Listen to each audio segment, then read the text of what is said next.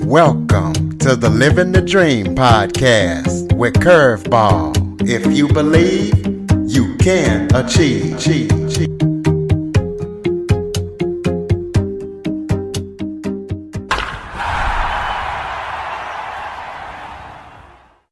Welcome to the Living the Dream with Curveball podcast, a show where I interview guests that teach, motivate, and inspire. Today, I am joined by runner Colin Turner. Colin has 20 years experience of running. He's done a lot of state and regional stuff, but Colin started experiencing some issues, some hurt and pain, and in his 30s, he couldn't run more than 5 miles. So he had to reinvent himself, and now he's getting ready to qualify for the Boston Marathon. So we're going to talk about that and all the things he's doing. So Colin, thank you so much for joining me today. Thank you, Curtis, for that introduction. I'm happy to talk with you. Why don't you start off by giving the audience a little bit of background about yourself? Sure. Yeah. So I grew up in Cleveland, Ohio, and I went from playing soccer to being on the track team. I was one of the fastest guys on the soccer team, but then became one of the slowest on the track team. And, my first year, I would watch all the juniors and seniors just running faster than I could imagine. I ran the 400 and the 800, and it was slow and it took time. But by the time I was a senior, I was running a time I couldn't have imagined as a freshman, and just loved that process of continual improvement and the slow accumulation of skill and strength. So I kept running through college, and I wanted to keep running as an adult. It really is a great stress relief for me. It's great for my mental health, for my physical health. And I found that I wasn't able to. I just kept getting hurt in my 30s. I had a different body than I did as a 19 or 20-year-old. And I had some unidentified issues that I had no idea were going on. And I just got so fed up that one day I decided to throw out everything I thought I knew about running from my college and high school days and start over from the beginning and pretend I didn't know a thing about running and just do the research. What does the research say is the way to avoid injury, to heal from it, to protect our bodies and make us more durable and resilient? And I started doing that. And it's been several years. For the past 3 years, I haven't had an injury that stopped me from running for longer than a week. And I've been running half marathons consistently the last few years. And I'm ready to move up to a marathon. Well, what is a myth or something that people believe about running that isn't true, in your opinion? Yeah, I discovered a whole lot of them that I really had believed for a long time. One of them is that it's always better to run faster or longer. Runners tend to think faster and longer is always better. So you should be trying every run, trying to run fast or run really long. And I learned that is just not true, that we need a balance, and that most of my runs were too hard and I should be running much easier. And then there were a few of my runs that should be harder. So I was running everything like in the middle. It was like medium hard, when I needed easy days to recover and just let my legs warm up and stretch. And I needed to slow way down on those easy days. And then I needed some hard workout days, but I needed those to be targeted and specific, and treat them with a little bit of respect and reverence, like only do one hard day a week at first. So that's one myth that I've found I believed and that a lot of people do. Another is just that running should be painful. Running should be hard. And if it's not hard, if it doesn't hurt, you're not doing it right and you're not getting any benefit. That's definitely a myth out there. I just don't think that's true. I think running should feel good because it's an activity our bodies are made to do. Kids love to run. I have a 7-year-old and a 5-year-old, and they love to run. I can't stop them from running around the house, running around outside. They want to run around in the street. and I keep having to stop them because it feels good to them. And the more they run, the faster they get and the more they like it. So that's how I want running to be for people, especially people coming back from an injury or people that want to run but feel like they can't. They have some dream they've wanted to do a big race, like even a 5K or a half marathon or a marathon, but they feel like they can't do it because it hurts too bad. Start by walking. Start by walk for 5 minutes, run for 1 minute, and then walk for 5, run for 1. That feels good. It's fine. You don't have to go out and run 2 miles on your first time out. Take it slow, have fun, and it should feel good. What lessons did you learn when you were reinventing yourself as a runner and an athlete? I mean, I learned the lesson to let go of my past self. It was a lesson in humility that I'm not 20 anymore. And my ego was all tied up with my running performance. I felt like if I couldn't go out and run 6 miles at 8-minute pace and that feel easy, that I'd gone downhill. I wasn't as good. I wasn't as strong and fast. And that meant something about me. Like I'd gotten slower and weaker, and that was bad. I had to just get over myself, let that go, and recognize that now I am the age I am. I'm in the body that I'm in. My body's in the shape that it's in. And I need to run according to that, not according to some image that I have of myself from the past that no longer exists. In your bio, you talked about having issues with depression and anxiety. Mm-hmm. Talk about your experience with that and how running helped you get through depression and anxiety. Mm-hmm. Yeah, especially in this last year and a half when all of us were cut off from things that we do to take care of ourselves mentally.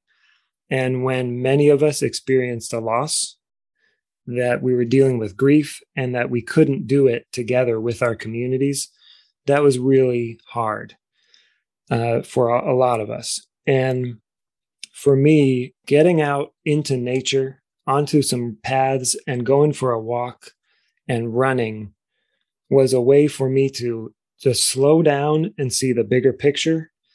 And research shows that walking and running balance out your hormone system.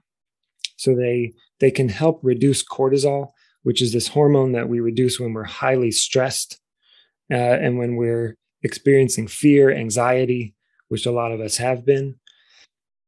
And running helps balance that out with good hormones that make us feel good, like dopamine, serotonin. There's a phenomenon they call runner's high.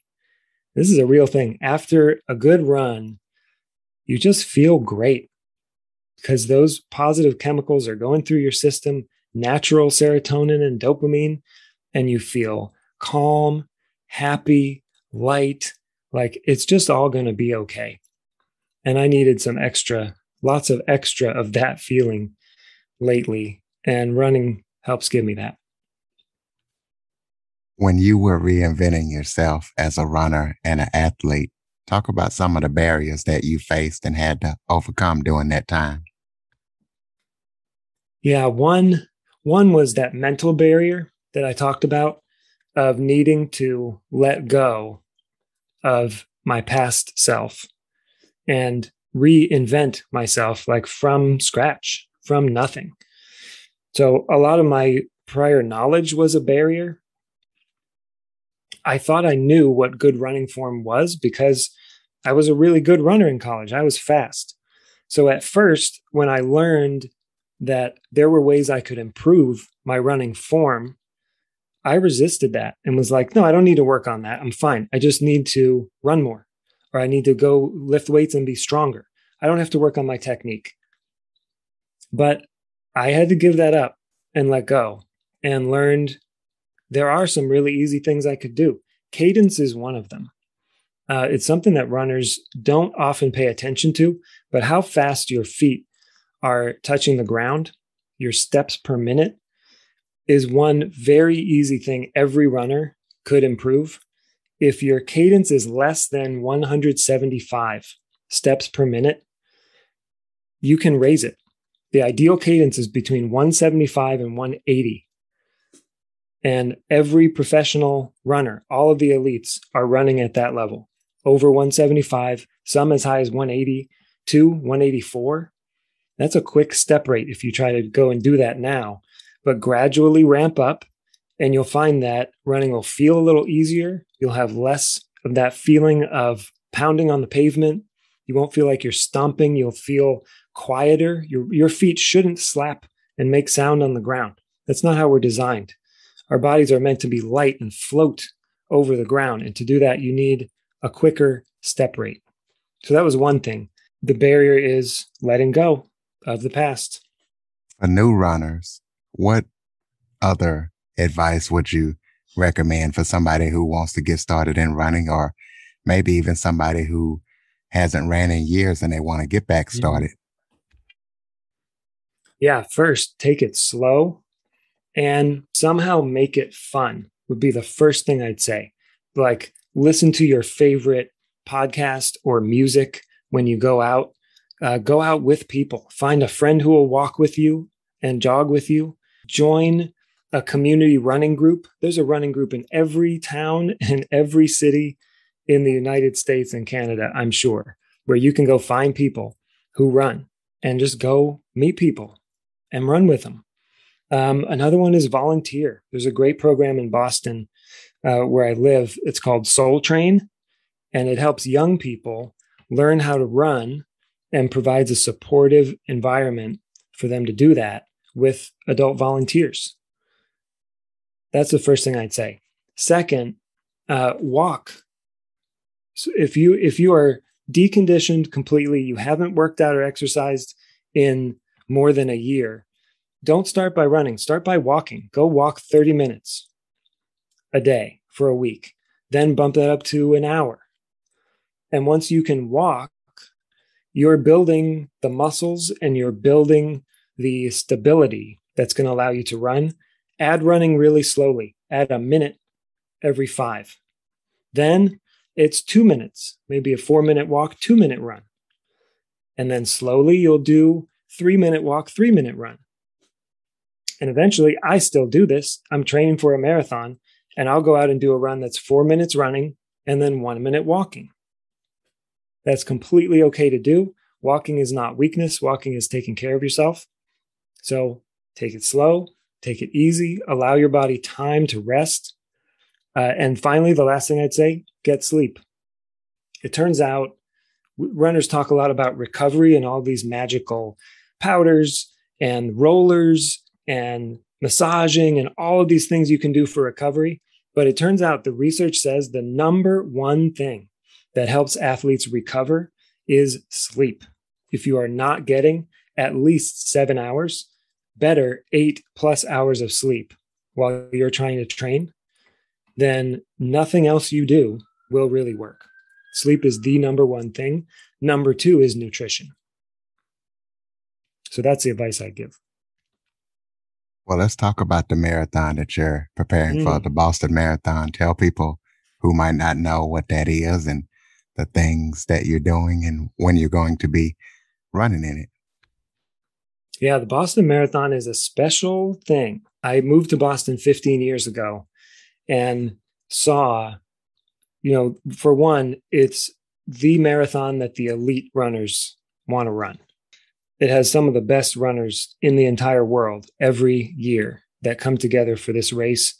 And there are 25 to 30,000 other people running who either have qualified, which means they've run a time underneath the qualifying time for their age group, or there are charity runners who fundraise.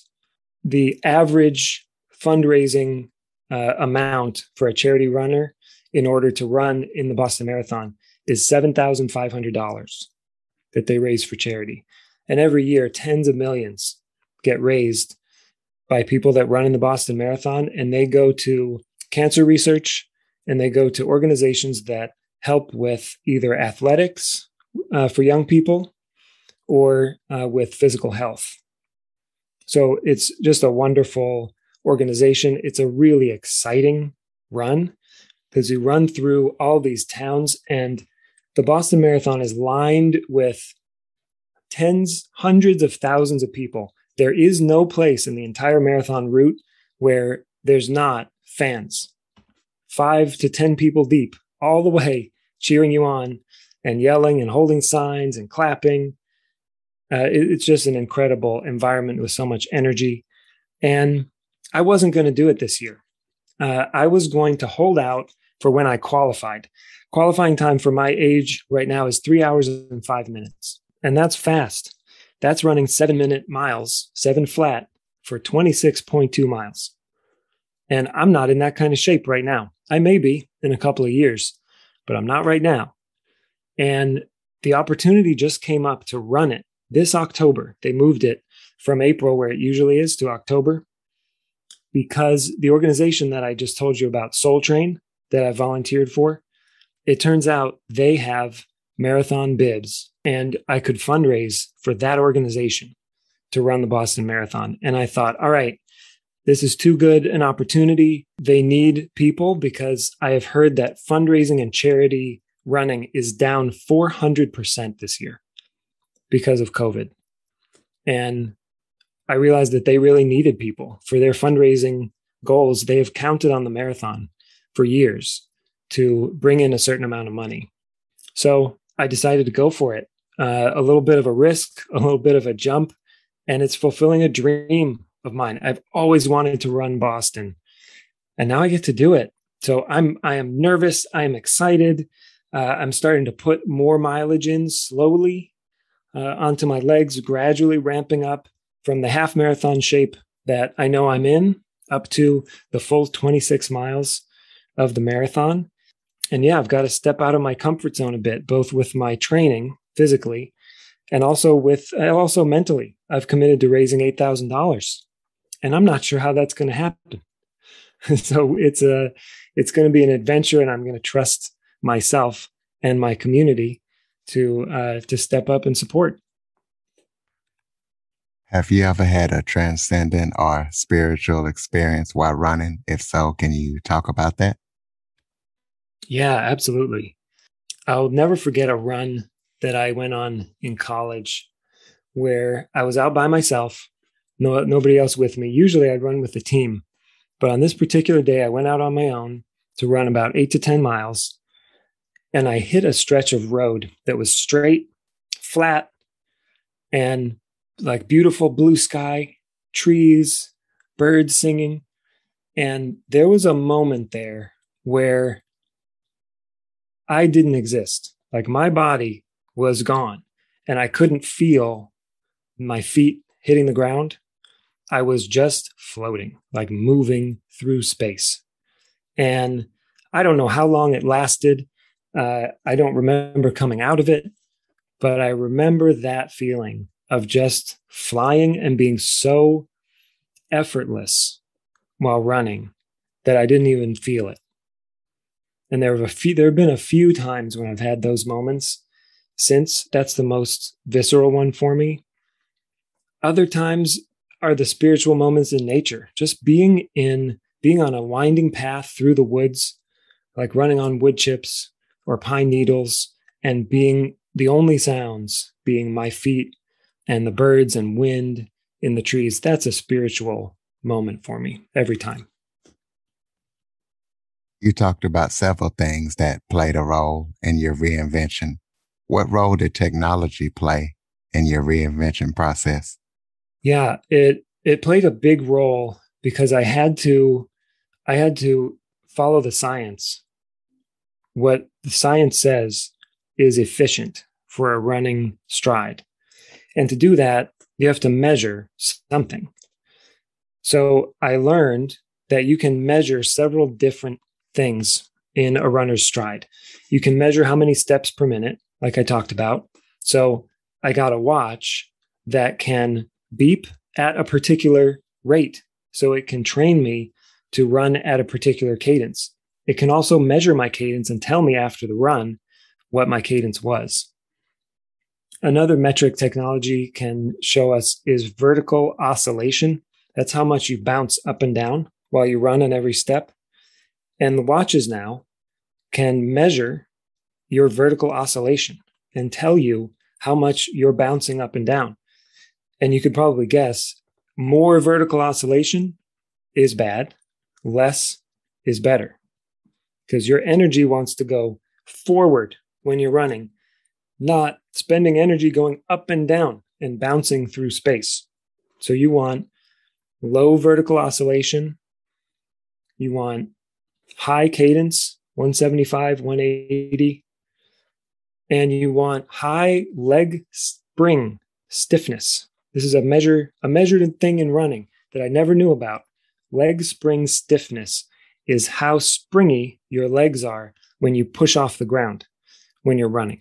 I never even knew what that could be a thing that could be measured. So through learning that, I learned some drills and activities that I can do to improve my leg springiness, which makes me faster, makes running feel lighter and more fun and quicker, and also reduces injury. Because if you're springy and bouncy, then you're not slamming into the ground, you're not plodding, you're not like jumping from foot to foot and slamming into the ground, which sends force all the way up through your knees, your hips, into your back, and even up into your head.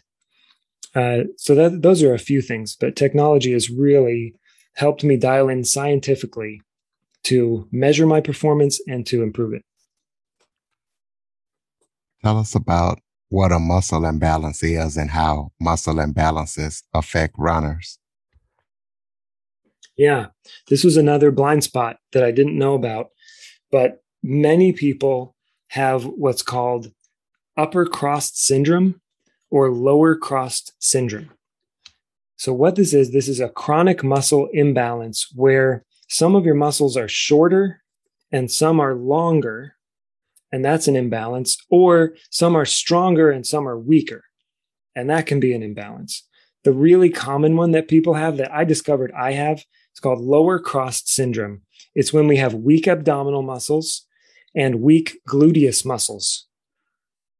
And then at the same time, you have a tight lower back, the muscles that contract your lower back, and you have tight hip flexors, which are these muscles in the front of your legs. They connect to your hips and they help you lift your knees up while you walk or run. So tight hip flexors and tight lower back, what that does is pulls your pelvis so it tilts forward, and you end up having that belly sticking out and the butt sticking out in the back. That chronically being part of your posture, that puts a lot of pressure on the lower back and can result in a herniated disc. And your tight hip flexors can result in knee pain because your hips are connected directly to your knees with tendons, muscles. Tight in one place means it's also pulling in another place. Your hip flexors connected to your knees pull on those knees, and that's why we get knee pain. So I had to learn first what that is, and then learn how to correct it and how to slowly correct the muscle imbalance, which is two things: get stronger in the abdominals and the glute. So I started doing a lot of core work, a lot of leg extensions, squats. I started to do with heavy weight to activate my glutes and get them firing again. They had become really weak.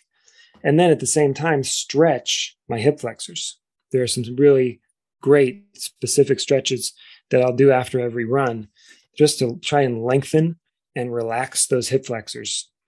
And it's definitely gotten better. It's been a few years that I've been working on these, and my lower cross syndrome has improved. I still have it a little bit, and I've still got to keep working on it. But that's one that few people even know exists as a diagnosable condition, and don't know that muscles can be imbalanced in this way. So that's part of what I want to do with my course, is teach people to recognize those and teach them really easy and specific exercises they can do to correct it. Speaking of your course, tell people about your course, and also tell us that when you coach people, you coach in a group format. Why is that? I would have thought it would have been better to coach one-on-one and do individual plans. Hmm. Yeah. Yeah. Let me tell you about the course. So I'm also a teacher. My career for 10 years now has been as a public school teacher, and I teach history and reading, writing in middle school. And that's what I love. It's my passion. That's my vocation. And I'm going to continue teaching, but part time starting next year. I'm going half time so that I can focus on this course. And as I was relearning and reinventing myself and running, I realized that I could put together what I had learned in a logical and clear way. I learned it all just by reading random things and slowly putting together these concepts. But my teacher brain went, oh, you could make a unit. You could make this a whole curriculum with a syllabus and with lessons and videos and homework and everything, and could actually teach people in a much easier way than what I had to go through. What is a muscle imbalance? How do I improve my running form? How do I do strength training that won't make me hurt or won't make me too muscular and heavy to run? All these things that I wish I had known, I've put into a 12-week course. And the reason I want to do this as a group is a couple things. One, as a group, I can charge a lot less for the course. If I'm doing one-on-one, I have to charge quite a lot, like $90 to $100 an hour for my time to make it worthwhile for me and actually make it sustainable so I can, support my family. But if I do this as a group, I can coach more people in less time because I can make a video and put it up and everyone can view it. I can do a group call where everybody gets to be together. And so that's the first reason. It makes it less expensive for people, and I want it to be accessible for everybody. The second reason is people work together in groups in a very different way than one-on-one. I know this as a teacher. When I give students a creative assignment and I give it to them individually, they don't come up with nearly as many creative, interesting solutions to a problem than when I put them in a group of at least 4 people. That's when magical things happen. They have ideas that they never would have had by talking it through with someone. There's an atmosphere of camaraderie and support and togetherness that I want to be part of this course so people can post their runs and their workouts and inspire each other, support each other. We can have group calls together where, how someone asks a question that you didn't think to ask, but now that somebody else asked it, you realize you had the same question and you're really interested in the answer. And you're so glad they asked that because you never would have thought to ask it. That's why group atmosphere is so great. And yeah, one-on-one is good. And I'm still doing some one-on-one. Everybody in the course will have access to me as their coach during the course. But for the most part, you're interacting with a group, learning and growing together, and going through the course material with other people. Speaking of group events, running is considered a solo sport. So how can running be used to be a community building event? Mm. Well, like I talked about, join a running group in your town. They run at all different times of day. Some run early in the morning, like 6 a.m. Some are evening, 6 or 7 p.m. They'll run weekend mornings if you're really busy during the week. And just get together and run in a group. It's a really beautiful thing.